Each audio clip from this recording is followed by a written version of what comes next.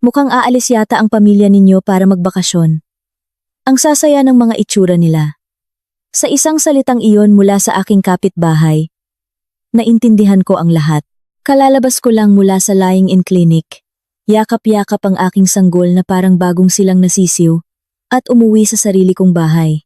Pamilyar kong pinindot ang aming password sa pinto. Ngunit isang malamig na tunog lang ng makina ang isinagot nito. Iniwan ako ng asawa ko, kasama ang aking biyenan at hipag. Sa labas ng aming pinto iniwan ako, at ang aking sanggol, upang magtungo sa ibang bansa. Sa malamig na pasilyo, isang beses lang akong tahimik na umiyak, at doon ako nagdesisyon. Agad akong tumawag ng 2 beses. Ang isa ay para sa aking ina upang sunduin ako, at ang isa naman ay para sa isang abogado na tatapos sa lahat ng ito. Pagkalipas ng 1 linggo, masayang bumalik ang aking asawa at ang kanyang pamilya. Bitbit ang maraming shopping bag mula sa mga mamahaling tindahan.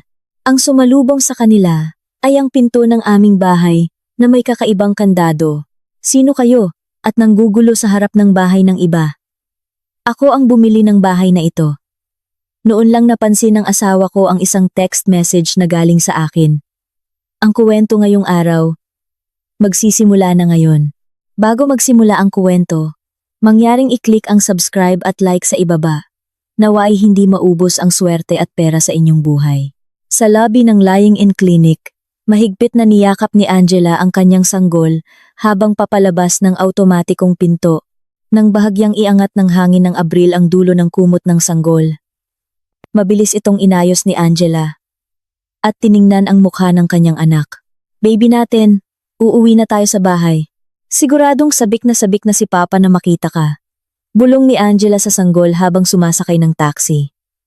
Habang tanaw na niya ang pamilyar na condominium complex sa labas ng bintana, kusa na lamang napangiti si Angela. Huminto ang taxi sa harap ng pangunahing gate ng kondo. At dahan-dahang sumakay si Angela sa elevator habang yakap ang sanggol. Pagdating sa ika-12 palapag, tumayo si Angela sa harap ng pinto ng kanilang unit at pamilyar na pinindot ang password. Isang malamig na tunog ng makina, ang 3 beses na umalingaw-ngaw, at isang pulang ilaw ang kumurap. Natigilan ang mga daliri ni Angela. Teka, mali yata ang pagpindot ko? Sabi ni Angela sa sarili. Habang dahan-dahang pinindot muli ang mga numero. Muli, umalingaw-ngaw ang tunog sa pasilyo. Nagtatakang pinindot ni Angela ang mga numero sa pangatlong pagkakataon, ngunit hindi pa rin bumukas ang pinto. Kumunot ang noo ni Angela. Pinalitan kaya ni Paulo ang password? Bulong niya, habang kinukuha ang kanyang cellphone sa isang kamay, para tawagan si Paulo. Hindi man lang tumunog ang telepono at agad na isang automated voice ang narinig. The number you have dialed is currently switched off. Ibinaba ni Angela ang tawag at sinubukang muli. Paulit-ulit lang ang narinig niyang boses. Kinagat ni Angela ang kanyang labi at tumawag ng 5, 6, 7 beses. Ngunit iyon at iyon lang ang kanyang naririnig. Nagsimulang mag-umpisang umiyak ang sanggol sa kanyang mga bisig. Hinaplos ni Angela ang likod ng sanggol at ipinasok ang kanyang kamay sa ilalim ng lumang doormat. Isang malamig at matulis na bagay ang kanyang naramdaman. Nang iangat niya ang doormat, isang bagong susi na hindi niya pa nakikita kailanman ang nakalagay doon. Ano to? Inilagay ni Angela ang susi sa kanyang palad at matagal itong tinitigan. Sa buong panahon na nakatira sila roon, hindi sila kailanman nag-iwan ng susi. Pinalitan ng password, at mayroon pang hindi kilalang susi. Nagsimulang manginig ang mga kamay ni Angela. Itinapon niya ang susi sa isang sulok ng pasilyo at muling kinuha ang kanyang cellphone para tawagan ang kanyang biyenan, si Aling Teresita. Nagriring ito. Sakto namang bumukas ang pinto ng katabing unit at sumilip ang kapitbahay nilang si Aling Nena. Naku, Angela, nandito ka na pala kasama ang baby mo. Masayang bati ni Aling Nena. Habang lumalapit sa kanya, pilit na ngumiti si Angela at yumuko. Opo, Aling Nena. Kaso po, hindi tumutugma ang password. Nakita niyo po ba ang asawa ko? Nanlaki ang mga mata ni Aling Nena. at pumalakpak. Ay, hindi mo pala alam. Kahapon, umalis si Paulo kasama ang nanay at kapatid niya. Hila-hila ang malalaking maleta. Sumakay sila ng airport bus. Nanigas ang ekspresyon ni Angela. Mukhang aalis yata ang pamilya ninyo para magbakasyon. Ang sasaya ng mga itsura nila, nagtatawanan at nagkukuwentuhan. Walang kamalay-malay na dugtong ni Aling Nena. Narinig ni Angela ang boses ng kanyang biyenan sa kabilang linya. Hello? Magalang na tumango si Angela kay Aling Nena. Tumalikod at idinikit ang telepono sa kanyang tainga. Nay, si Angela po ito. Nasa tapat po ako ng bahay. Pero pinalitan po yata ang password kaya hindi ako makapasok. Hindi ko rin po makontak si Paulo. Sandaling katahimikan ang bumalot sa kabilang linya. Mabagal na nagsalita si Aling Teresita. Ganoon ba? Ang password? Ewan ko. Hindi ko rin alam. Tanungin mo na lang si Paulo. Kaya nga po kayo ang tinawagan ko. Kasi hindi ko siya makontakt. Nay, nasaan po kayo ngayon? Medyo abala ako ngayon. Tatawag na lang siguro si Paulo mamaya. Ibaba ko na. Tut tut tut. Bigla na lang ibinaba ni Aling Teresita ang tawag. Dahan-dahang ibinaba ni Angela ang telepono mula sa kanyang tainga at sumandal sa pader ng pasilyo. Muling umiyak ang sanggol. Tiningnan ni Angela ang nakasaradong pinto ng kanilang bahay. Nang may blankong ekspresyon, ang pintong may pinalitang password, ang nakapatay na cellphone ng asawa, at ang pamilya ng kanyang biyenan na masayang umalis dala ang mga maleta. Unti-unting namasa ang mga mata ni Angela. Family trip na ako lang ang hindi kasama. Basag ang boses na sabi ni Angela. Ang ilaw sa pasilyo ay malamig na tumatama sa kanya. At sa kanyang sanggol, pinunasan ni Angela ang kanyang mga luha. Gamit ang manggas ng damit. At muling kinuha ang cellphone. Gamit ang nanginginig na mga daliri. Tinawagan niya ang kanyang ina. Ma, Angela, anak, bakit? Nakalabas ka na ba sa klinik? Ma, sunduin niyo po ako. Hindi po ako makapasok sa bahay. Ano? Anong ibig mong sabihin? Bakit hindi ka makapasok? Pinalitan po ni Paulo ang password at nagbakasyon sila kasama ang pamilya niya. Hindi rin po niya sinasagot ang tawag ko.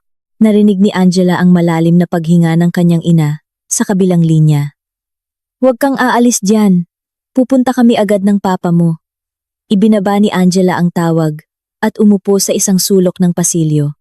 Naramdaman ng sanggol sa kanyang bisig ang init ng katawan niya at tumigil sa pag-iyak habang mahigpit na ikinuyom ang maliliit nitong kamao.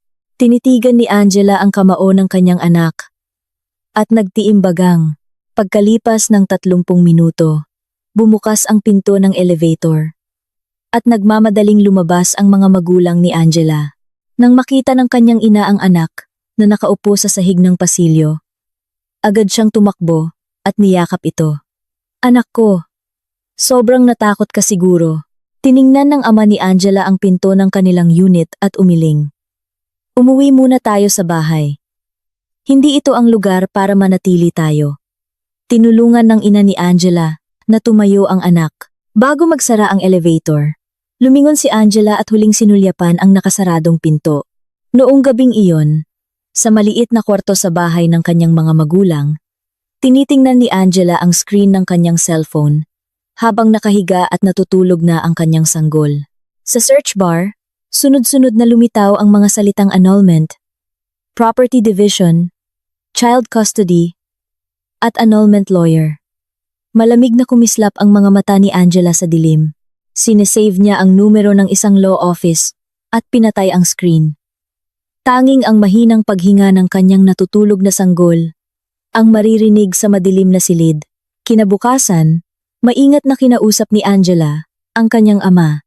Pa, pwede niyo po ba akong tulungan ngayon? Saan? Kailangan ko pong kunin ang mga gamit ko sa bahay. Tatawag po ako ng locksmith para buksan ang pinto. Ibinaba ng ama ni Angela ang kanyang mangkok ng kanin at tumango. Sige, pagkatapos nating kumain, umalis na tayo agad. Makalipas ang 1 oras, binuksan ng locksmith ang pinto Pumasok si Angela sa loob ng bahay at lumingalinga. Sa ibabaw ng sofa sa sala, nakakalat ang mga bagong damit na may mga natanggal na tag. Sa mesa sa kusina, may isang memo mula kay Aling Teresita na may listahan ng mga bibilhin sa duty free at isang travel guidebook na nakabukas at nakatiwangwang. Dinampot ni Angela ang memo. Nakasulat sa magulong sulat kamay ni Aling Teresita, ang makeup para kay Cynthia. Sinturon para kay Paulo. Health supplements para sa akin. Kinuyom ni Angela ang papel. Pa, kukunin ko lang po ang mga dokumento ko. Mabilis lang po ako. Pumasok si Angela sa master bedroom at binuksan ang drawer. Kinuha niya isa-isa ang mga papeles, ang deed of donation na ginawa ng kanyang mga magulang nang bilhin nila ang bahay bago siya ikasal, ang titulo at isang sobre na naglalaman ng kanyang mga bankbook at signature stamp at inilagay sa kanyang bag. Inilagay niya ang mga damit at gamit ng sanggol sa isang malaking bag at huling nilibot ang bahay. Naghihintay ang kanyang ama sa may pinto. Pinagmamasdan ang mukha ng anak. Nakuha mo na ba lahat? Opo. Maikling sagot ni Angela at lumabas ng pinto nang hindi lumilingon. Noong hapong iyon, pumasok si Angela sa isang law office. Pagkatapos niyang sabihin ang kanyang pangalan sa receptionist, agad siyang dinala sa isang consultation room. Inilabas ni Angela ang sobre ng mga dokumento mula sa kanyang bag, inilatag sa mesa, at nagsimulang magsalita. Ang bahay na ito ay binili ng mga magulang ko para sa akin bago ako ikasal sa pangalan ko. Narito po ang deed of donation at lahat ng papeles. Ang titulo ay nasa pangalan ko lamang. Wala pong ni isang sentimo na ambag ang asawa ko. Tiningnan ng abogado ang mga dokumento isa-isa at tumango. Sapat na po ito. Ang ari-arian na natanggap bilang donasyon bago ang kasal ay pag-aari niyo po ng buo. Ngunit, kailangan po nating kumilos ng mabilis. Pumikit si Angela at muling dumilat. At nagsalita ng may determinasyon. Gawin niyo na po agad. Ibenta ko na rin po ang bahay. Gusto kong tapusin ang lahat bago sila bumalik. Sandaling tiningnan ng abogado ang mukha ni Angela bago kumuha ng panulat at nagsimulang magsulat. Sige po, simulan na natin ngayon din. Paglabas ni Angela sa consultation room, kinuha niya ang kanyang cellphone. Habang tinatawagan ang numero ng isang real estate agent, wala nang natitirang luha sa kanyang mga mata. Makalipas ang 2 araw, tumawag ang ahente. Ma'am Angela, may buyer na po. Kaya niyang bayaran ng cash agad. Pwede ko na po bang iproseso ang earnest money agreement? Opo. Gawin niyo na po agad. Ibinaba ni Angela ang tawag at nagtungo sa bangko. Isinara niya ang lahat ng kanyang savings at time deposit accounts at tinawagan ang kanyang stockbroker para i-convert ang lahat ng kanyang mutual funds at stocks sa cash. Inireport din niya bilang nawawala ang supplementary credit card na nakapangalan kay Paulo. Pagkatapos ayusin ang lahat, kumuha si Angela ng papeles para sa pagbabago ng address sa City Hall. Kinuha ni Angela ang kanyang cellphone at matagal na pinindot ang contact ni Paulo. Block. Ang numero ni Aling Teresita, pati na rin ang kay Cynthia, isa-isa niyang inilagay sa blacklist. Sa huli, nagpadala si Angela ng isang text message kay Paulo. Naibenta ko na ang bahay. Ipapadala ko ang annulment petition kapag nasettle na ang bayad. Huwag mo na akong hanapin. Pinindot ni Angela ang send button at isinilid ang cellphone sa kanyang bag. Pauwi sa bahay ng kanyang mga magulang. Ibinaba ni Angela ang kanyang bag at sinabi sa kanyang ina. Nakarga ang sanggol. Ma, pwede po ba akong tumira dito simula ngayon? Niyugyug ng ina ni Angela ang sanggol at tinitigan ang mata ng kanyang anak. Ano bang klaseng tanong yan? Siyempre, bahay mo rin to. Saan ka pa ba pupunta? Naghanda na ako ng pagkain, kaya pumasok ka na. Ibinaba ng ama ni Angela ang dyaryo sa sala at mahinahong nagsalita. Buti at umuwi ka. Yumuko si Angela at mariing kinagat ang kanyang labi. Bago pa tumulo ang luha mula sa kanyang baba, tumingala siya at tiningnan ang natutulog na mukha ng kanyang anak. Idinampi ni Angela ang kanyang labi sa pisngi ng sanggol at bumulong. Proprotektahan ka ni Mama. Nang bumukas ang automatikong pinto ng Enea arrival area, itinaas ni Paulo ang kanyang sunglasses sa noo at hinila ang malaking maleta. Sumunod sa kanya si Aling Teresita. Bitbit ang maraming shopping bag mula sa duty free, habang ang hipag niyang si Cynthia ay kumukuha ng selfie gamit ang cellphone at humahagikik. Ah, ang sarap talaga mag-travel, di ba ma? Sabi ni Paulo, habang naguunat at lumingon kay Aling Teresita. Oo naman. Ito ang pinakamaganda. Kapag pamilya ang magkakasama. Si Angela naman, sigurado akong nakapagpahinga ng husto sa klinik, kaya okay lang yan. Walang pakialam na sabi ni Aling Teresita habang ibinababa ang mga shopping bag. Sumingit si Cynthia nang hindi inaalis ang tingin sa cellphone. Kuya, kailangan kong ipakita sa fiancé ko ang bago kong bag, kaya bilisan na natin. Sige na, sige na. Mabilis lang tayo kung sasakay tayo ng airport bus. Sumakay ang tatlo sa bus at sumandal sa kanilang mga upuan. Ang mga ilaw ng gabi sa syudad ay tumatama sa bintana at si Aling Teresita ay nakangiting tinitingnan ang kanilang mga travel photos. Pagdating sa basement parking ng condominium, hinila ni Paulo ang maleta patungo sa kanyang parking slot. Biglang huminto si Paulo. Sa kanyang parking slot, may isang itim na imported na sasakyan na hindi niya pa nakikita kailanman. Ano to? Sino ang nagpark sa pwesto ko? Kumunot ang noo ni Paulo at tiningnan ang plaka ng sasakyan. Lumapit si Aling Teresita. Tawagan mo ang guard. Baka may ibang nagkamali lang ng park. Hi. Mamaya na sa taas. Ipasok muna natin ang mga gamit. Umiling si Paulo at pinindot ang button ng elevator. Pagdating sa tuwal sa palapag, tumayo ang tatlo sa harap ng pinto. Inilapag ni Paulo ang maleta at akmang pipindutin ang password, ngunit natigilan ang kanyang mga daliri sa ere. Pinalitan ang door lock. Hindi ito ang door lock na pinalitan niya. Isang ganap na bagong modelo ang nakakabit sa pinto. Ano to? Bulong ni Paulo habang sinusubukang ipasok ang lumang password, ngunit tunog lang ng makina ang narinig. Sinubukan din niya ang password, na siya mismo ang nagpalit. Isang pulang ilaw lang ang kumurap. Kuya, bakit hindi mo buksan? Inis na tanong ni Cynthia mula sa likuran. Itinulak ni Aling Teresita si Paulo at tinitigan ang door lock. Gawa ito ng babaeng yan. Si Angela. Pinalitan niya ang door lock habang nasa biyahe tayo. Ang kapal ng mukha niya. Nagsimulang kalampagin ni Aling Teresita ang pinto gamit ang kanyang kamao. Angela! Angela! Buksan mo ang pinto. Buksan mo ito ngayon din. Umalingaw-ngaw ang sigaw ni Aling Teresita sa buong pasilyo. Tinakpan ni Cynthia ang kanyang mga tainga at umatras. Habang hinawakan ni Paulo ang braso ng ina. Ma, kumalma po muna kayo. Maririnig tayo ng mga kapitbahay. Anong kumalma? Kaninong bahay ba to? Para palitan niya ang pinto? Iwinaksi ni Aling Teresita ang kamay ni Paulo at muling kinalampag ang pinto. Biglang bumukas ang pinto mula sa loob. Isang estrangherong lalaki ang nakatayo roon. Isang nasa katanghaliang gulang na lalaki. Malaki ang katawan at naka-t-shirt. Ang nakatingin sa kanila nang may kunot sa noo. Sino po sila? Bakit po ninyo kinakalampag ang pinto ng bahay ko?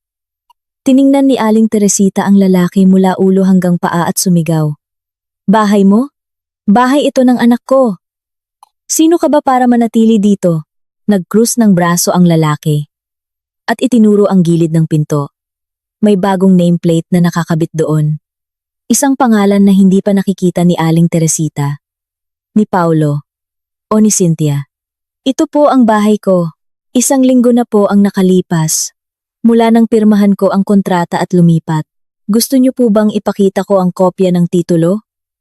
Mahinahon, ngunit matatag na sabi ng lalaki. Nagsimulang mamutla ang mukha ni Paulo. Sandali lang po. Ano pong ibig niyong sabihin?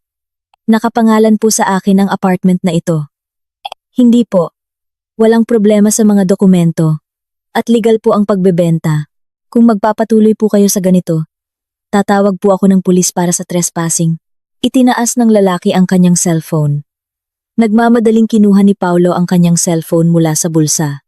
Nang buksan niya ito, sa gitna ng maraming notifikasyon, lumitaw ang isang text message mula kay Angela. Naibenta ko na ang bahay. Ipapadala ko ang annulment petition kapag nasettle na ang bayad. Huwag mo na akong hanapin. Nahulog ang cellphone mula sa kamay ni Paulo. Nagkaroon ng lamat ang screen, ngunit hindi man lang niya naisipang pulutin ito. Nanginginig ang kanyang mga labi, at wala siyang masabi. Ano? Ibinenta ang bahay? Inagaw ni Aling Teresita ang cellphone ni Paulo at tiningnan ang screen.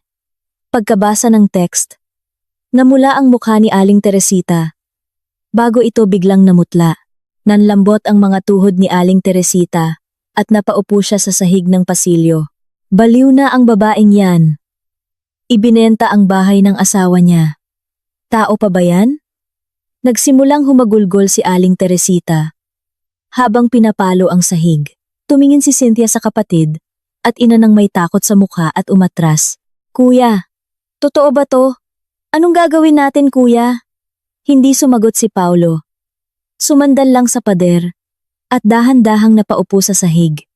Narinig ng guwardiya ang gulo sa pasilyo at umakyat matapos maunawaan ang sitwasyon. Tumawag siya ng pulis at hindi nagtagal, 2 pulis ang dumating sa 12 palapag. Na-verify na po na hindi sila ang may-ari ng bahay, kaya kailangan nyo na pong umalis, matatag na sabi ng pulis kay Paulo. Niyakap ni Aling Teresita ang binti ng pulis at umiyak. Hindi po totoo yan. Bahay po ito ng anak ko. Lihim po itong ibinenta ng manugang ko. Magnanakaw siya. Ginang. Dahil nailipat na po ang pagmamay-ari sa titulo, wala po kaming magagawa. Kailangan niyo pong ayusin ang mga problemang sibil sa korte. Maingat na inalis ng pulis ang kamay ni Aling Teresita. Tumayo si Paulo nang may blankong tingin at hinawakan ang hawakan ng maleta. Puno ang maleta ng mga bagay na binili sa duty-free, ngunit wala ng bahay na mauuwian ang 3. Paglabas ng condominium complex, huminto ang 3 sa isang madilim na kalye kasama ang kanilang mga maleta. Ibinagsak ni Aling Teresita ang mga shopping bag sa sahig at sumigaw. Paulo, anong gagawin natin? Saan tayo pupunta? Cynthia, di ba may sarili kang kondo? Doon muna tayo. Sabi ni Paulo, habang lumingon kay Cynthia. Umatras si Cynthia at iwinasiwas ang mga kamay. Hindi pwede. Palaging nandoon ang fiancé ko. Anong sasabihin niya kung bigla na lang kayong darating ni Mama? Cynthia, sigaw ni Aling Teresita. Ngunit tumalikod si Cynthia at lalo pang umatras. Ma, may sarili rin akong buhay. Hindi naman ito para sa isang araw o 2 lang. Anong gusto niyong gawin ko? Kinagat ni Cynthia ang kanyang labi. Pumara ng taxi at umalis. Tiningnan ni Aling Teresita ang papalayong taxi at mapait na tumawa. Tingnan mo. Kahit sarili kong anak, ganito. Wala talagang mapagkakatiwalaan sa mundo. Tahimik na naghanap si Paulo ng malapit na motel sa kanyang cellphone. Ang anino ng 2, habang hila-hila ang kanilang mga maleta, patungo sa motel ay mahabang humaba sa ilalim ng ilaw ng poste. Pagkatapos ng isang gabing hindi makatulog sa motel, dinala ni Paulo si Aling Teresita sa isang law office kinaumagahan. Pag-upo pa lang ni Aling Teresita sa silya, pinalo niya ang mesa at nagsimulang magsalita. Lihim na ibinenta ng bruhang si Angela ang bahay namin. Makatarungan ba yon? Hindi ba't pandaraya yon? Inayos ng abogado ang kanyang salamin at tiningnan si Aling Teresita. Pakisabi po ang buong detalye ng sitwasyon. Pinaupo ni Paulo ang kanyang ina. Habang nasa lying-in ang asawa ko, nagbakasyon po kami sandali. Pagbalik namin, naibenta na po ang bahay. Nakatira rin po ako doon. At tumaas po ng malaki ang halaga ng bahay pagkatapos naming ikasal. Wala po ba akong karapatan doon? Tumango ang abogado habang nagsusulat. Kanino po nakapangalan ng titulo? Sa asawa ko po. Pero mag-asawa kami at magkasama kaming nakatira doon. Ano pong kinalaman nun? Nag-iiba po depende kung nakuha ito bago o pagkatapos ng kasal. Nag-atubili si Paulo. Binili po ito ng mga biyenan ko bago kami ikasal. Pero dahil magkasama kaming tumira doon pagkatapos, may karapatan din po ako. 'di ba? Ibinaba ng abogado ang kanyang panulat at diretsyong tiningnan si Paulo. Sa totoo lang po, mahirap po yan. Ang ari-arian na na-donate ng mga magulang ng asawa ninyo bago ang kasal ay mahirap isama sa mga ari-ariang dapat paghatian. Pero po pwede po nating subukan. May paraan po para igiit ang inyong kontribusyon sa pagtaas ng halaga ng bahay pagkatapos ng kasal. Sumandal si Aling Teresita. Sapat na yon. Ang anak kong si Paulo ang kumikita. Nag-aalaga ng bahay. Lahat. Kailangan din naming humingi ng danyos. Si Angela ang sumira sa pamilya namin. Tumango si Paulo at ikinuyom ang kamao. Maghahain po kami ng kaso. Hihingin po namin ang kalahati ng halaga ng bahay at danyos. At ganoon nga. Nagsampa ng kaso ang panig ni Paulo laban kay Angela. Makalipas ang ilang araw, binuksan ni Angela ang sobre na naglalaman ng petisyon na idiniliver sa bahay ng kanyang mga magulang. Dahan-dahang binasa ni Angela ang mga dokumento. Kalahati ng halaga ng bahay at malaking halaga para sa danyos. Humalakhak si Angela at inilapag ang mga papeles sa mesa. Mahinahon na sinabi ng kanyang abogado sa telepono. Gaya po ng inaasahan, huwag po kayong mag-alala. Dahil kumpleto po ang mga dokumento ng donasyon, hindi po sila mananalo sa issue ng ari-arian. Ngunit, may isa pa po tayong kailangang tingnan ang daloy ng pera sa panig ng asawa ninyo. Ano po ang ibig niyong sabihin? Bago po kayo makapag-withdraw, mayroon ng malaking halaga na nawala sa joint savings account ninyo. Kung matutuntun natin kung saan napunta ang perang ito, malaking tulong po ito sa kaso. Mariing itinikom ni Angela ang kanyang bibig at nag-isip. Ano po ang dapat kong gawin? May kilala po akong mapagkakatiwalaang investigador. Magaling po siyang mag-trace ng mga financial records. Gusto niyo po bang ipagawa sa kanya? Sige po, pakiusap. Ibinaba ni Angela ang tawag at tumingin sa labas ng bintana. Mula sa silid, mahinang narinig ang pag-ungol ng sanggol sa kanyang pagtulog. Samantala, pumunta si Paulo at Aling Teresita sa condominium complex ng mga magulang ni Angela. Sa harap ng gate, nagsimulang sumigaw si Aling Teresita. Angela, lumabas ka! Ikaw na masamang babae. Ibinenta mo ang bahay ng asawa mo at nagtatago ka. Umalinganggaw ang boses ni Aling Teresita sa buong complex. Nakatayo si Paulo sa tabi ng kanyang ina. Nakakrus ang mga braso at nakatingin sa mga bintana sa itaas. Huminto ang mga residente na dumaraan at nagsimulang magbulungan. Sino yang mga yan? Nakakahiya naman. Bakit sila ganyan? Hindi nagtagal. Dumating ang guwardya at isang police car ang huminto sa harap ng gate. Bumaba ang mga pulis at lumapit sa dalawa. Kung magpapatuloy po kayo sa ganito, maaari po kayong makasuhan ng protection order. Umalis na po kayo. Kumapit si Aling Teresita sa pulis at humikbi. Ninanakaw po ng manugang ko ang bahay namin. Kami po ang biktima. Sa korte niyo po, dapat ayusin yan. Hindi po kayo pwedeng gumawa ng gulo dito. Sa matatag na salita ng pulis. Hinila ni Paulo ang braso ng kanyang ina at umatras. Ma, tara na po. Talo lang tayo kung dito tayo mag-iingay. Nagngit-ngit ang ngipin ni Aling Teresita at masamang tiningnan ang pulis bago nagpahila kay Paolo. Makalipas ang ilang araw, nagsimulang kumilos ang investigador. Sinundan niya ang mga galaw ni Paolo at kinuhanan ng litrato ang pag-withdraw nito ng cash mula sa iba't ibang ATM. Nang dumating ang report ng investigador sa abogado ni Angela, nanlaki ang mga mata nito habang binabasa ang mga dokumento. Ang perang nawala sa joint savings account ay napunta sa account ng hipag ni Angela, si Cynthia. Tumawag ang abogado kay Angela. Miss Angela, ang perang kinuha ng asawa ninyo ay napunta sa account ng kapatid niya. Malaki po ang halaga. Agad po tayong hihiling sa korte na ilabas ang bank records ni Cynthia. Mahigpit na hinawakan ni Angela ang telepono at pumikit. Nalaman din po namin kung saan niya ginastos. Kamakailan lang po, bumili si Cynthia ng mamahaling imported na sasakyan at nagpa-renovate ng bagong bahay. Mukhang bongga po ang paghahanda niya sa kasal. Matagal na hindi nagsalita si Angela bago dahan-dahang nagsabi. Kolektahin niyo po lahat ng ebidensya.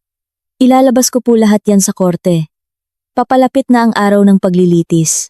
Si Paulo at Aling Teresita, kampante, ay nag-ipon ng mga kamag-anak na magpapatotoo para sa kanila.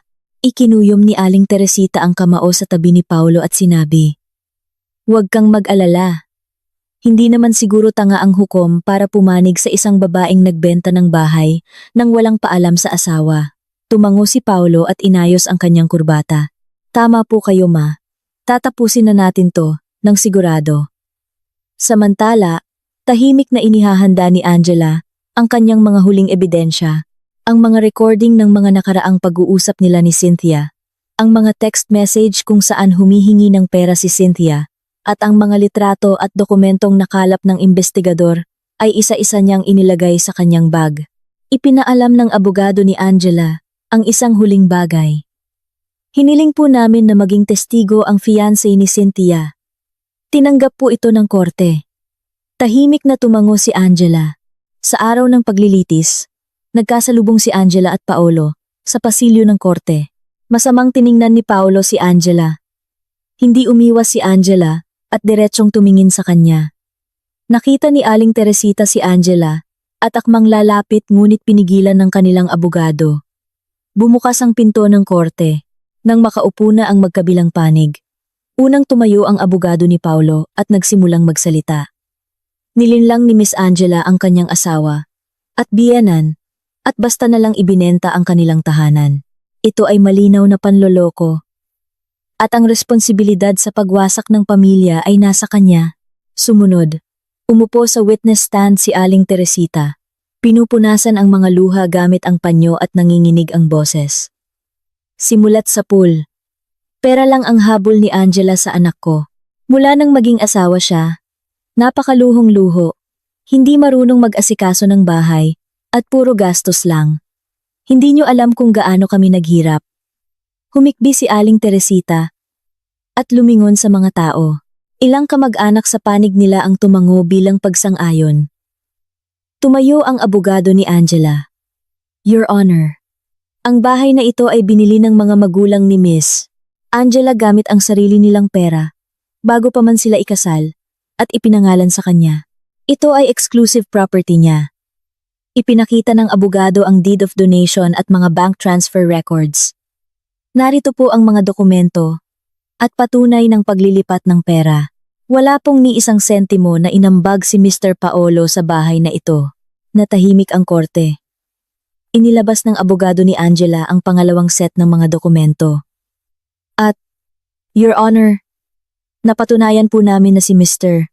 Paolo ay kumuha ng milyon-milyong piso mula sa kanilang joint account at inilipat sa account ng kanyang kapatid na si Cynthia. Nagbulungan ang mga tao. Namutla ang mukha ni Paolo at si Aling Teresita ay napatingin sa kanyang anak na nakanganga. Tumingin ang hukom kay Paolo. Mr. Paolo, maaari mo bang ipaliwanag ang mga bank transfer na ito? Tumayo si Paolo, pilit na pinapakalma ang sarili. Ngunit nauutal. Iyon po ay, pinahiram ko lang po sa kapatid ko para sa negosyo niya. Ibabalik din po niya agad. Mayroon po ba kayong promissory note o anumang kasunduan sa pagbabayad? Napakagatlabi lang si Paolo at hindi nakasagot. Naglabas ang abogado ni Angela ng ilang litrato bilang ebidensya. Ginamit po ni Miss Cynthia ang perang ito para bumili ng mamahaling imported na sasakyan at magpa-renovate ng bahay. Hindi po ito para sa negosyo, kundi para sa paghahanda sa kanyang kasal. Napunta ang tingin ng lahat sa nakaupong si Cynthia sa isang sulok. Yumuko si Cynthia at yumukyok. Sakto namang pumasok ang testigong ipinatawag ng panig ni Angela, ang fiancé ni Cynthia, si Ginoong Reyes. Bago umupo sa witness stand si Ginoong Reyes, nagkatinginan sila ni Cynthia. Tiningnan siya ni Cynthia nang may luhang mga mata at bahagyang umiling. Yumuko sandali si Ginoong Reyes. Nagtiimbagang at umupo sa witness stand. Ginoong Reyes, ano po ang sinabi ni Miss Cynthia tungkol sa pinagmulan ng pera para sa kasal? Tanong ng abogado ni Angela. Sinabi po niya na mana niya raw po iyon mula sa kanyang yumaong lola. Totoo po bang nakatanggap siya ng mana? Hindi po. Inalam ko po. Muling nagbulungan ang mga tao.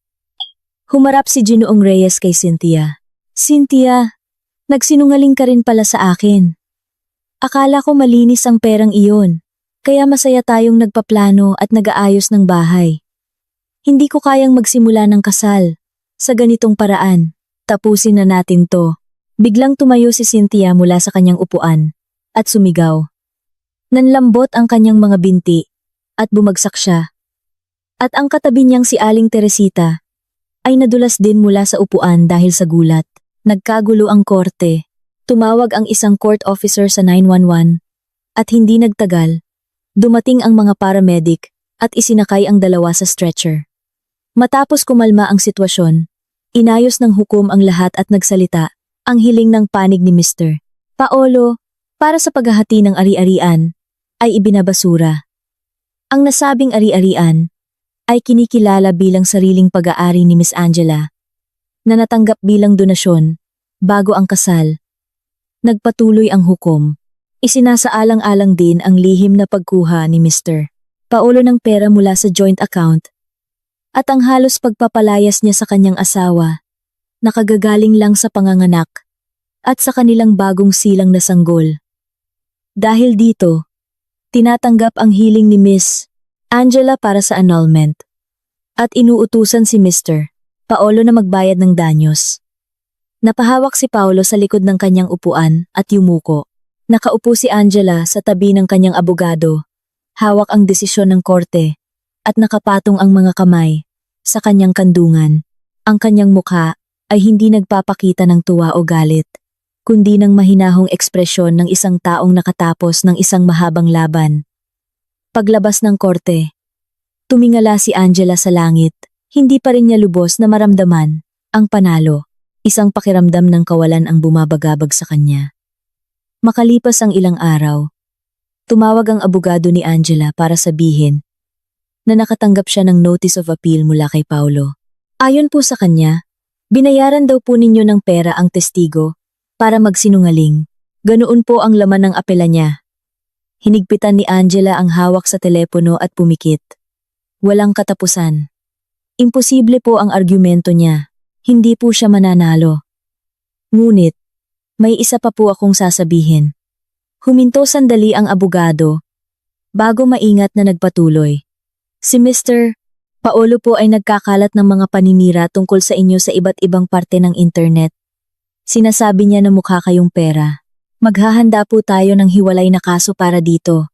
Ibinaba ni Angela ang tawag at pumasok sa silid kung saan natutulog ang kanyang sanggol.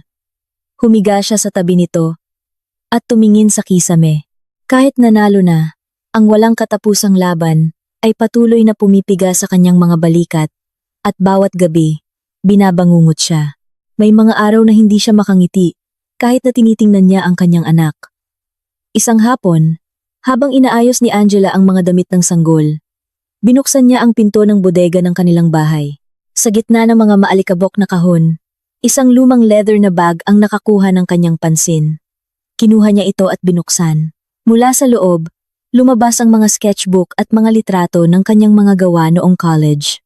Napaupo si Angela sa sahig at isa-isang tiningnan ang mga pahina. Sa isang sulok ng isang sketch, nakita niya ang kanyang sariling sulat kamay. Angela Reyes, magiging isang mahusay na designer ka. Natigilan ang kanyang daliri sa mga salitang iyon. Tila bumalik ang kanyang matagal nang nakalimutang boses mula sa alikabok. Niyakap ni Angela ang sketchbook sa kanyang dibdib at matagal na nanatili sa pwesto. Kinabukasan, isinakay ni Angela ang kanyang sanggol sa stroller at umalis ng bahay. Naglakad-lakad siya ng walang tiyak na patutunguhan hanggang sa makita niya ang isang malaking banner sa harap ng SMX Convention Center. Nakasulat dito ang Philippine Baby Toddler Expo. Huminto si Angela at tiningnan ang banner at di sinasadyang nahawakan ang lumang sketchbook sa kanyang bag. Hindi niya alam kung bakit niya dinala ang sketchbook. Nakinuha niya sa bodega kahapon. Itinulak ni Angela ang stroller papasok sa expo. Sa malawak na exhibition hall, dose-dosenang mga booth ang nakahilera, at ang mga makukulay na gamit pambata ay kumikinang sa ilalim ng mga ilaw. Dahan-dahang nilibot ni Angela ang bawat booth. Hinawakan niya ang mga baby carrier, sinuri ang mga bote, at sinubukan ang mga gulong ng stroller. Bigla na lang, kinuha ng kanyang kamay ang sketchbook mula sa bag. Nang hanapin niya ang lapis, isang ballpen ang kanyang nakapa sa tabi ng krayola ng kanyang anak. Umupo si Angela sa isang bench at binuksan ang sketchbook. Mabilis niyang isinulat ang mga kakulangan ng mga kasalukuyang produkto at nagsimulang gumuhit ng isang bagong disenyo para sa baby carrier. Habang abala sa pagdrawing, may marahang tumapik sa kanyang balikat. Ikaw ba si Angela? Tumingala si Angela. Isang matangkad at maayos na lalaki ang nakangiting nakatingin sa kanya. Ako si Leo. Magkasama tayo sa design club noon. Nanlaki ang mga mata ni Angela. Kuya Leo? Grabe, ilang taon na rin. Anong ginagawa mo rito? Tiningnan ni Leo ang sanggol sa stroller at ngumiti. Wow! May baby ka na pala. Nanay ka na. Pilit na ngumiti si Angela habang inaayos ang kumot ng sanggol. Opo, ikaw kuya? Napadaan ka lang? Itinaas ni Leo ang kanyang ID na may pangalan ng isang exhibitor. May kumpanya ako na gumagawa ng mga gamit pambata. May booth kami sa expo na ito. Doon sa banda roon, na malangtida alan tutaan, itinuro ni Leo ang isang bahagi ng hall. Gulat na tumingin si Angela kay Leo. Ikaw ang may-ari? Oo. Nagsimula sa maliit. Pero heto, umabot na kami rito. Teka, ano yung dino drawing mo? Napunta ang tingin ni Leo sa sketchbook, sa kandungan ni Angela. Agad na isinara ni Angela ang sketchbook. Ah, wala to. Nagdodoodle lang. Sandali tingnan ko. Hindi na hinintay ni Leo ang pahintulot ni Angela at bahagyang binuksan ang sketchbook. Nanatili ang tingin ni Leo sa mga pahina. Sa pagitan ng kanyang mga gawa noong college, naroon ang mga bagong sketch ng mga gamit pambata. Isang disenyo na nagbabago sa istruktura ng strap ng baby carrier, isang ideya para sa adjustable nursing pillow, at mga tala sa pagpapalawak ng storage ng stroller. Tiningnan ni Leo ang bawat pahina at humangang tumango. Ikaw ang gumuhit nito ngayon? Tumango si Angela. Ang ganda ng ideya mo para sa baby carrier na ito. Ang paraan mo para i-distribute ang bigat sa balikat sa simpleng paraan. Ngayon ko lang nakita. Ikaw pa rin talaga si Angela. Bahagyang namula ang mga mata ni Angela. Ang mga salitang iyon ay tumama sa kaibuturan ng kanyang puso. Hindi na niya matandaan kung kailan huling may tumawag sa kanya, sa kanyang pangalan, at kinilala siya. Nambobola ka naman kuya. Hindi ako nambobola. Ilang taon na ako sa industriyang ito. May mata ako para sa magagandang disenyo. Ibinalik ni Leo ang sketchbook kay Angela. Lumipat tayo ng lugar, mag-usap tayo, lilibre kita ng kape. Nag-usap ang dalawa sa isang coffee shop malapit sa expo.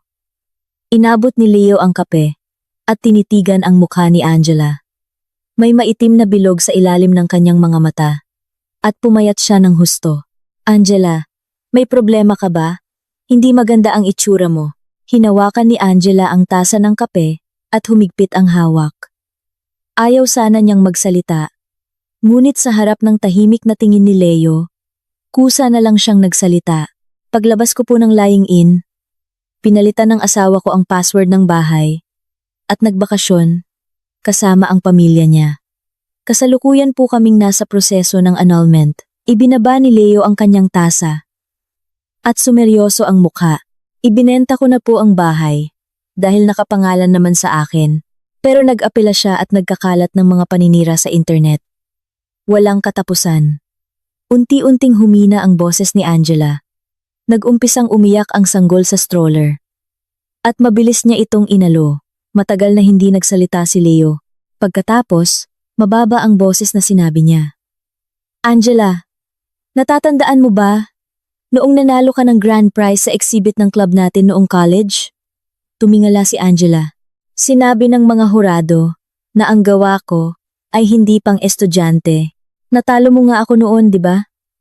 Nakangiting sabi ni Leo. Kung gaano ka kahusay, parang ikaw lang ang hindi nakakaalam. Itinaas ni Angela ang tasa, ngunit hindi uminom. Nanginginig ang kanyang mga daliri. Kuya, wala na po akong kwenta ngayon. Araw-araw, nagtitimpla lang ako ng gatas, nagbabasa ng mga papeles ng kaso, at binabangungot. Yun lang po. Kaya nga, nahihirapan ka ngayon hindi, dahil wala kang kakayahan, kundi dahil mag-isa mong dinadala ang isang bagay na hindi kayang dalhin ng isang tao ng mag-isa. Huminto sandali si Leo bago nagsalita. Bumubuo kami ng isang bagong project team sa kumpanya. Gusto naming gumawa ng mga produktong talagang kailangan ng mga ina. Ano sa tingin mo kung ikaw ang mamuno sa team na iyon? Nanlaki ang mga mata ni Angela. Ako po, wala po akong karanasan. Hindi lahat ay tungkol sa karanasan. Ang sketch na nakita ko kanina ay mas praktikal at matalas kaysa sa sinumang designer sa merkado. Mula sa pananaw ng isang ina, naramdaman mo ang problema at iginuhit ang solusyon. Hindi yan natututunan sa eskwelahan. Yumuko si Angela at matagal na tiningnan ang sanggol sa stroller. Nagising ito at ngumiti sa kanya. Hindi mo kailangang sumagot agad. Pag-isipan mo at tawagan mo ako. Inilapag ni Leo ang kanyang business card sa mesa at tumayo. Noong gabing iyon, umupo si Angela sa harap ng kanyang mga magulang sa sala. Inilapag niya ang business card ni Leo sa mesa at maingat na nagsalita. Inalok po ako ng isang senior ko noong college na magtrabaho sa kumpanya niya. Gumagawa po sila ng mga gamit pambata. Kinuha ng ina ni Angela ang card at nagtanong. Gusto mong magtrabaho? Gusto ko po sanang subukan. Pero, ang baby po. Ibinaba ng ama ni Angela ang dyaryo at tiningnan ang anak. Kami na ang bahala sa apo namin. Magtrabaho ka. Tumango ang ina ni Angela at hinawakan ang kamay ng anak. Tama. Gawin mo ang gusto mo. Nandito kami ng papa mo. Tiningnan ni Angela ang kanyang mga magulang at yumuko. Kinabukasan, tinawagan ni Angela si Leo. Kuya, tatanggapin ko po. Narinig niya ang mahinang tawa ni Leo sa kabilang linya. Magandang desisyon yan. Pumunta ka sa opisina bukas. Ibinaba ni Angela ang tawag at binuksan ang sketchbook. Sa isang bagong pahina, iginuhit niya ang unang linya. Nanginginig ito, ngunit hindi siya huminto.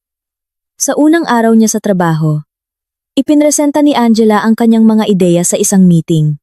3 executive ang nakinig sa kanya. Nakakrus ang mga braso at nagtataka, maganda ang ideya. Pero masyadong ideal. Hindi natin alam kung bebenta ba to sa merkado. Mukhang hindi cost-effective. Nanginginig ang mga kamay ni Angela habang hawak ang presentation materials. Paglabas niya ng meeting room, narinig niya ang bulungan ng mga executive.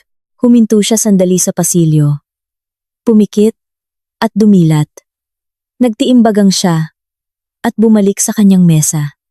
Mula noon, binawasan ni Angela ang kanyang tulog para gumawa ng mga prototype. Kinontak niya ang 100 na ina para sa isang survey at maingat na inayos ang mga resulta. Pagkalipas ng 1 linggo, muli siyang tumayo sa meeting room. Inilapag niya ang mga prototype sa mesa at ipinakita ang survey results sa screen. 77 sa 100 na ina ang nagsabi na ang pananakit ng balikat mula sa mga kasalukuyang baby carrier ang kanilang pangunahing problema. Ang modelong ito ang solusyon.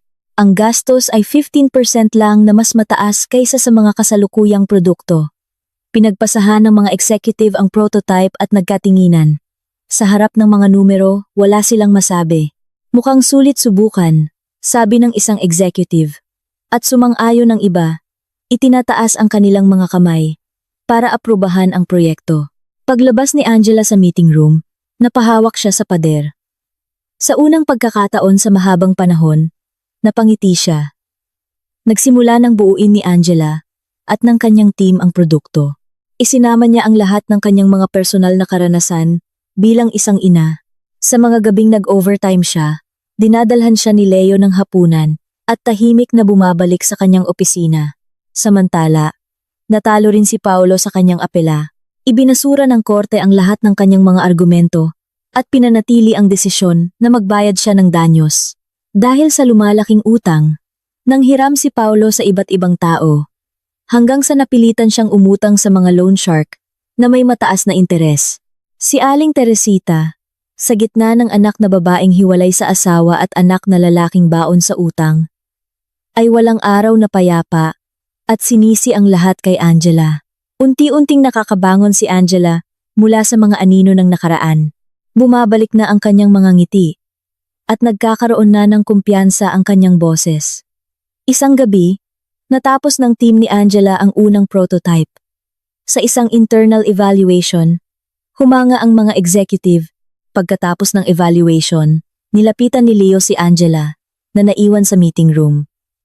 "Magaling ang ginawa mo, Angela," sabi ni Leo. Tumingala si Angela kay Leo.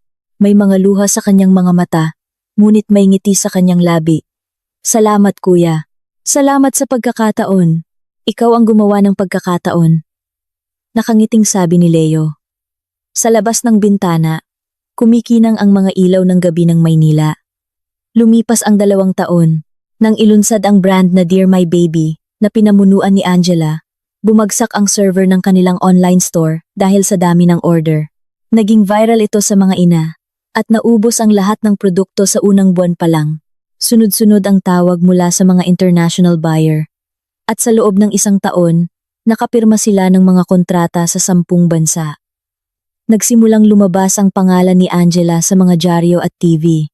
Maraming media outlet ang humiling ng interview sa kwento ng isang ina na dating walang trabaho na ngayon ay nagpabago sa industriya. Mahinahon na ikinuwento ni Angela ang kanyang karanasan sa harap ng kamera. "Bilang isang ina, may mga abala akong nararanasan araw-araw. Gusto kong ayusin yon, at inayos ko." Ang maikling pahayag na iyon ay umantig sa puso ng maraming ina. Papalapit na ang katapusan ng taon. Nakaupo si Angela sa harap ng entablado ng isang Grand Hotel Ballroom, suot ang isang itim na bestida. Gaganapin ang Innovative Entrepreneur of the Year Awards. Ang mga upuan ay puno ng mga tao mula sa industriya, mga reporter, at mga kasamahan niya sa trabaho. Nakaupo si Leo sa ikatlong hanay, nakatingin sa entablado. Ang Innovative Entrepreneur of the Year Award ay para kay Miss Angela Reyes, Director ng Dear My Baby. Anunsyo ng host. At umugong ang palakpakan. Tumayo si Angela at umakyat sa entablado. Tinanggap niya ang tropeyo at tumayo sa harap ng mikropono. "Salamat po," sabi ni Angela. Huminga siya ng malalim. 2 taon na ang nakalipas. Wala akong kwenta. May isang araw na yakap-yakap ko ang aking sanggol at wala akong mapuntahan. Nagpapasalamat ako sa aking mga magulang na naniwala sa akin. Kay Mr. Leo Cruz na nagbigay ng pagkakataon. At sa aking team na kasama kong nagpuyat. Nanginginig ang boses ni Angela. Higit sa lahat, nagpapasalamat ako sa aking anak. Kung wala siya, wala rin ang produktong ito. At wala rin ako sa kinatatayuan ko ngayon. Muling umugong ang palakpakan. Pagbaba ni Angela sa entablado, dumiretso siya sa press conference. Isang reporter ang nagtaas ng kamay. "Miss Reyes, alam na po sa industriya ang tungkol sa inyong annulment. Ang naging dahilan po ba ng inyong tagumpay ay ang pagnanais na makapaghiganti sa inyong dating asawa?" Natahimik ang lahat. Siniko siya ng kanyang PR manager. Ngumiti si Angela at sinabing okay lang. "Ang naging dahilan po ng aking tagumpay ay ang tiwala ko sa aking anak at sa aking sarili. Wala po sa bokabularyo ko ang salitang paghihiganti." Muling umugong ang palakpakan. Pagkatapos ng lahat, lumabas si Angela sa pasilyo. Nakasandal si Leo sa isang haligi. "Magaling ka, Angela," sabi ni Leo. "Kuya, nandito ka pa pala? Siyempre, aalis ba ako nang hindi binabati ang bida ngayon?" Kinuha ni Leo ang susi ng kotse. "Kain tayo." Sa isang tahimik na lugar, dinala sila sa isang maliit na restaurant. Para sa bida ngayon, sabi ni Leo. Nag-toast sila. Matagal na tiningnan ni Leo ang mukha ni Angela. "Angela, May sasabihin ako sa'yo. Ibinaba ni Leo ang kanyang baso. Mula pa noong unang araw mo sa kumpanya, gusto ko nang sabihin to. Pero parang hindi tamang panahon. Habang pinapanood kitang nahihirapan. At ang tanging nagagawa ko lang ay dalhan ka ng hapunan, lalo kitang nagugustuhan. Kapag nakikita kitang nagpupuyat, pero ngumingiti pa rin sa mga kasamahan mo. Kapag nanginginig ang mga kamay mo sa harap ng mga executive, pero hindi ka sumusuko. Kapag tinitingnan mo ang litrato ng anak mo, at mag-isa kang napapangiti, sa mga pagkakataong iyon, nararamdaman ko na gusto kong protektahan ang taong ito. Napakuyom ang mga kamay ni Angela sa kanyang kandungan. Yumuko siya. Kuya, magulo pa po ang buhay ko. May kaso pa po ako. At may anak. At gusto mo po ako. Hindi ka magulo. Lahat ng pinagdaanan mo ang bumuo sa kung sino ka ngayon. Kasama na ang anak mo. Gusto kita. Kung sino ka ngayon. Namula ang mga mata ni Angela. Tumingala siya kay Leo. Isang mahiyain na ngiti ang sumilay sa kanyang labi.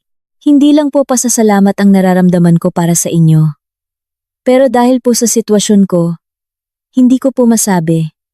Inabot ni Leo ang kamay ni Angela sa ibabaw ng mesa. Hindi niya ito inalis. Kinabukasan, isang weekend, dinala ni Angela ang kanyang anak sa parke.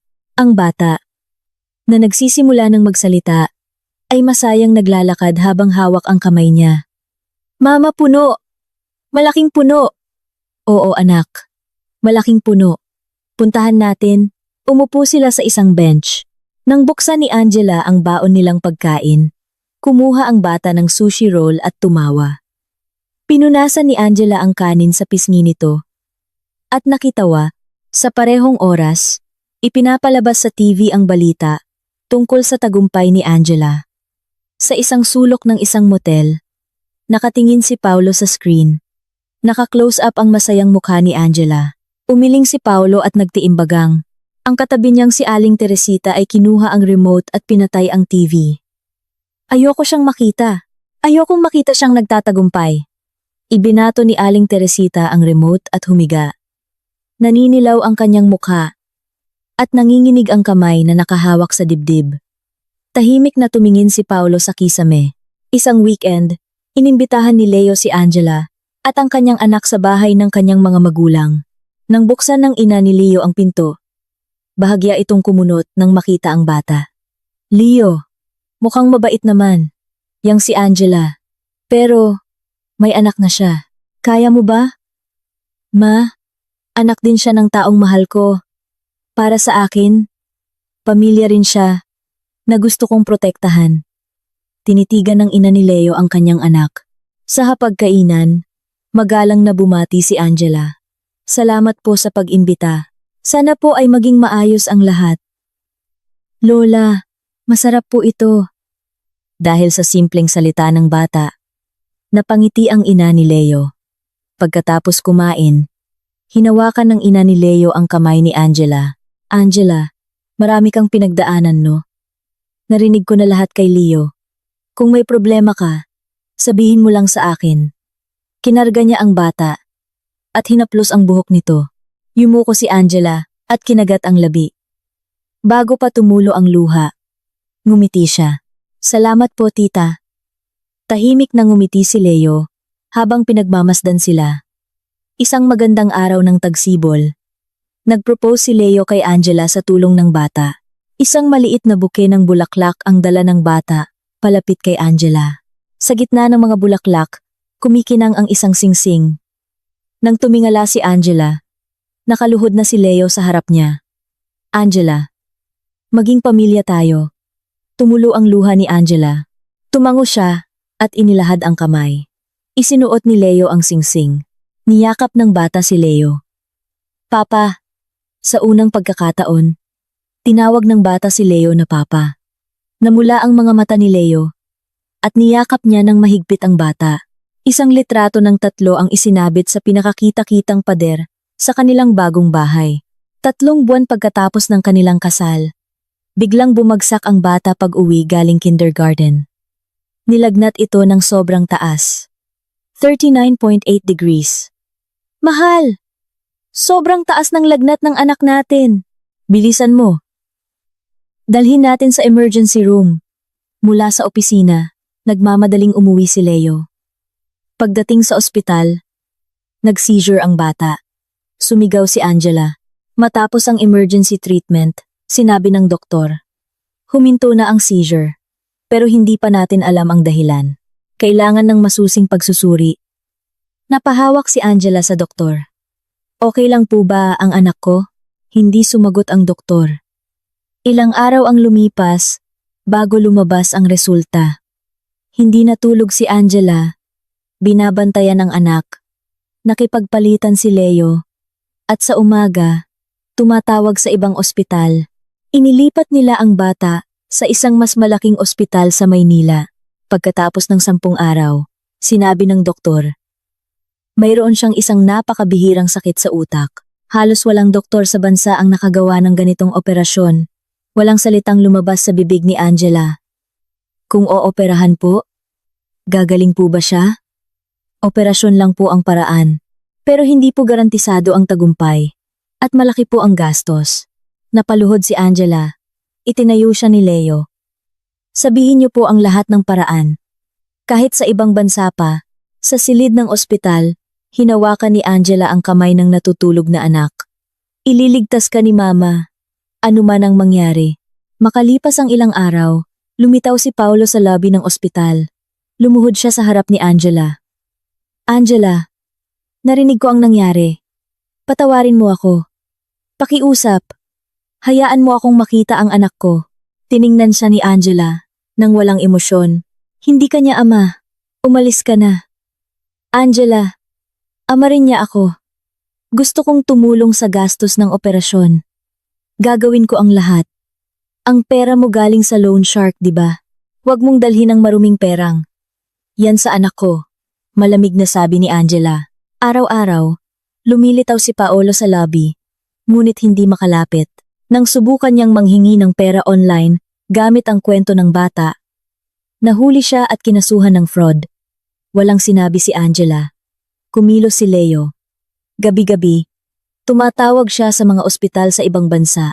Sa wakas, Angela, nahanap ko na ang doktor na may pinakamaraming karanasan sa operasyong ito. Pauwi na siya mula sa isang conference sa 1 linggo. 1 linggo? Tiningnan ni Angela ang anak. Kaya ba nating maghintay? Kailangan nating maghintay. Para makalikom ng pondo, ibinenta ni Leo ang bahagi ng kanyang share sa kumpanya. Ang mga kasamahan ni Angela at ang mga taong nakarinig sa kanyang mga talumpati ay kusang loob na nag-ambag. Hindi sumuko si Leo. Gabi-gabi, ipinapadala niya ang mga resulta ng pagsusuri ng bata sa doktor sa ibang bansa sa pamamagitan ng video call. Ang kasong ito ay halos kapareho ng aking pinag-aaralan. Susubukan kong baguhin ang aking schedule. 2 araw bago ang nakatakdang operasyon. Biglang tumunog ang alarm ng monitor. Nagising si Angela. Namumutla ang kanyang anak. Doktor! Doktor! Tumakbo ang mga nurse. Ma'am, sa labas lang po muna kayo. Napaupo si Angela sa sahig ng pasilyo at nagdasal. Pakiusap. Pakiusap. Dumating si Leo. At niyakap siya. Biglang bumukas ang pinto ng elevator. At isang lalaking may dalang malaking bag ang lumabas ang doktor mula sa ibang bansa. Ihanda ang operating room. Magsisimula na tayo ngayon. Sinundan ni Angela ang kama ng kanyang anak. Sa harap ng pinto ng operating room, tiningnan niya ang maputlang mukha nito. Bahagyang dumilat ang mga mata ng bata. Mama! Nandito si Mama! Matatapos din ito agad. Pagmulat mo, mukha ni Mama ang una mong makikita. Nagsara ang pinto ng operating room. Napaupo si Angela. Inalalayan siya ni Leo. Ang pulang ilaw sa itaas ng operating room ay hindi namatay. 10 oras. Nang mamatay ang pulang ilaw, tumayo silang lahat. Lumabas ang doktor. Matagumpay po ang operasyon. Nalagpasan na po niya ang pinakamalaking pagsubok. Napaiyak si Angela. Niyakap siya ni Leo. Humagulgol ang kanyang ina. At ang kanyang ama ay napasandal sa pader. 5 araw bago inilipat ang bata sa regular na silid. Nang hawakan ni Angela ang kamay nito, dahan-dahang dumilat ang mga mata nito. Mama! Nandito si Mama! Ang galing-galing ng baby ko! Makalipas ang ilang araw, isang sulat ang dumating sa opisina ng abogado ni Angela mula kay Paulo. Pinalitan niya ang benepisyaryo ng kanyang life insurance sa pangalan ng kanilang anak, na may kasamang sulat ng paghingi ng tawad. Okay lang po, itago niyo na lang po sa drawer, sabi ni Angela. Sa sandaling iyon, tuluyan na niyang kinalimutan ang pangalang Paulo. Nagsimula ang rehabilitasyon ng bata. Nag-leave si Leo sa trabaho. Araw-araw, dinadala niya ang bata sa rehab center. Ang perang nalikom ay sumobra pa sa gastos sa ospital. Iminungkahi na gamitin ang natitirang pera para tulungan ang ibang mga batang may sakit. Pumayag si Angela. Itatag natin ang Dear My Baby Foundation. Dahil dito, lalong nakilala ang kanyang kumpanya. Sa pagbabalik ni Angela sa trabaho, sinalubong siya ng kanyang mga kasamahan ng isang cake. Welcome back, ma'am! Lumipas ang ilang buwan. Sa rehab center, nakatayo ang bata sa kabilang dulo ng silid nang walang tulong. Pumunta ka na kay mama, sabi ng therapist. Humakbang ang bata. 1, 2, 3. Nanginginig ang kanyang mga binti, ngunit hindi siya huminto. 4, 5. Tumakbo siya palapit kay Angela. Mama, niyakap ni Angela ang anak. Mula sa likuran, pumalakpak si Leo. Noong gabing iyon, nagsimulang magsulat si Angela sa kanyang laptop para sa lahat ng mga ina at mga anak sa mundo. Isinulat niya ang lahat ng kanyang pinagdaanan. Sa araw ng discharge party ng bata, nagtipon ang lahat sa lobby ng ospital. Isinakay ni Leo ang bata sa kanyang balikat. Salamat po sa inyong lahat, sigaw ng bata. Tumingin si Angela kay Leo at ngumiti.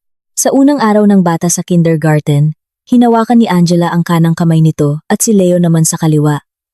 Papa, may karera kami ngayon. Mananalo ako. Sa gitna ng karera, natanggal ang sintas ng sapatos ng bata at nadapa ito. Tumakbo si Leo palapit. Okay lang yan. Papa, kaya ko pang tumakbo. Siyempre naman. Tara na. Tinalian ni Leo ang sintas. Tumayo muli ang bata at tumakbo. Hindi siya nanalo, ngunit pagtawid sa finish line, tumakbo siya palapit kay Angela. Mama, natapos ko. Ang galing ng anak ko. Ang makita ang kanyang anak na tumatakbo, na dati nakahiga lang sa kama ng ospital, ay mas mahalaga kaysa sa anumang tropeyo. Pag-uwi, napansin ni Angela ang isang babae sa loob ng isang maliit na karinderya. Nakatalikod, naghuhugas ng mga plato, si Aling Teresita. Ang dating mapagmataas na biyenan ay wala na. Isang matandang babae na lang na pagod sa buhay. Mahal, bakit? Tanong ni Leo. Wala. Tara na. Nagpatuloy sila sa paglalakad. Walang galit o hinanakit sa mukha ni Angela. Makalipas ang ilang araw, nakatanggap siya ng email mula sa investigador. Isang news article. Isang hindi kilalang lalaki ang natagpuang walang buhay sa isang parke, biktima ng utang sa mga loan shark. Kahit na halos hindi na makilala, alam ni Angela na si Paulo iyon. Dinelete niya ang email. Iyon na ang katapusan ng lahat. Sa araw ng pagpasok ng bata sa elementarya, magkahawak kamay sila ni Angela sa harap ng gate. Mama! Elementary na ako! Inayos ni Angela ang bag nito. Niyakap ni Leo ang balikat ni Angela. Sa ibabaw ng kanyang tiyan, maingat na inilagay ni Leo ang kanyang kamay. Isang bagong buhay ang nabubuo sa pagitan nilang dalawa. Salamat, mahal. Mas nagpapasalamat ako, sabi ni Leo. Sa isang bakanteng lote, pinaplano nila ang kanilang bagong bahay. Dito ang malaking sala. Tapos ang kwarto ng mga bata. Doon sa maaraw na bahagi. Dito ang kwarto ko. Doon ang kay baby. Sigaw ng bata. Ang tawanan nilang tatlo ay umalingawnggaw. Noong gabing iyon, nagsalo-salo ang dalawang pamilya. Ang saya sa hapagkainan ay hindi matatawaran. Lahat ng hinahanap ni Angela ay naroon na. sa harap niya. Pag-uwi, sinabi ni Angela, natapos ko na ang libro ko. Talaga? Lahat ng kikitain ay idodonate ko sa pagpapatayo ng ospital para sa mga bata. Ikaw pa rin talaga si Angela, sabi ni Leo. Sa harap, tinawag sila ng bata. Mama! Papa! Bilis! Tumakbo sila palapit. Ang kanilang mga anino ay naging isa sa ilalim ng ilaw ng poste. Sa pader ng kanilang sala, nakasabit ang isang masayang family picture at sa tabi nito, may isang bakanting espasyo para sa isang bagong litrato na malapit nang dumating. Si Angela, noong araw na iyon sa harap ng kanilang bahay, ay ang pinakamalungkot na tao sa mundo. Ngunit hindi siya nanatiling umiiyak. Tumayo siya at lumakad. Ang isinukli niya sa mga taong nag-abandona sa kanya ay hindi paghihiganti. Binuo niya muli ang kanyang sarili at ang kanyang sariling pamilya. Ang tunay na paghihiganti ay hindi ang pagsira sa iba, kundi ang pagiging masaya. Iyon mismo ang ipinakita ni Angela. Samantala, ang asawa at biyena na nag-iwan sa kanya at sa kanyang sanggol ay nahulog sa sarili nilang hukay. Kung sino man sa inyo ang nakikinig ngayon na dumaranas ng hirap, okay lang. Tulad ni Angela, isang hakbang lang ang kailangan. At ang isang hakbang na iyon ang simula ng isang bagong landas. Salamat sa pakikinig. Kung nagustuhan ninyo ang kwento, mangyaring mag-iwan ng komento at mag-subscribe. Mukhang aalis yata ang pamilya.